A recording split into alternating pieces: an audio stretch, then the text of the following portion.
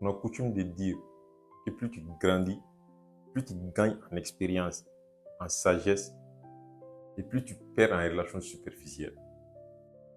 Pendant longtemps, l'une des habitudes qui m'a le plus travaillé, qui m'a le plus forgé avec les coups que j'ai reçus dans ma vie, et ça continue jusqu'à aujourd'hui, mais à une échelle très petite, c'était mon incapacité à dire non.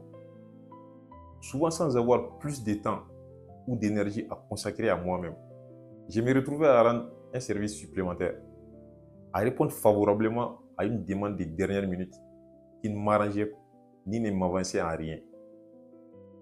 Et voire pire, très souvent, mon effort, le temps que j'ai donné, que j'allouais, ma présence n'était ni respectée, ni reconnue et pas du tout valorisée. Et c'est là tout l'enjeu du sujet, de la problématique que j'aimerais aborder aujourd'hui. Car la vérité paraît pourtant simple et tellement évidente. Chaque fois que tu dis oui à quelque chose qui ne compte pas vraiment pour toi, tu dis tout simplement non à beaucoup d'autres choses qui comptent réellement pour toi.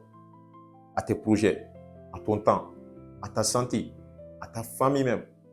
Bref, à toi, à ceux ou à celles que tu aimes. Car les gens respectent rarement les limites que tu n'imposes jamais. Si tu n'as pas le courage ou l'intelligence de poser des limites, ils n'en auront aucun à ton égard. Ça peut paraître tout bête et anodin, mais le seul fait d'intégrer et de normaliser souvent les noms t'éloignera d'énormément de stress, des personnes parasites qui n'ont rien à faire de toi et qui abusent de ta gentillesse, de ta bonne personnalité, donc de t'éloigner des relations toxiques. Et ça n'a rien, mais absolument rien à voir avec le fait de repousser les autres. C'est juste protéger ce qui est essentiel, ce qui est réellement important, à savoir toi. Car les personnes qui tiennent réellement à toi respecteront ses limites. Celles qui disparaissent uniquement parce que tu leur as dit non, profitez peut-être davantage de ta disponibilité, de ta gentillesse et de ta présence. La prochaine fois que tu hésiteras avant de consacrer à quelqu'un, c'est peut-être que tu connais déjà la réponse. Et peut-être que ce non sera le premier pas vers un plus grand oui.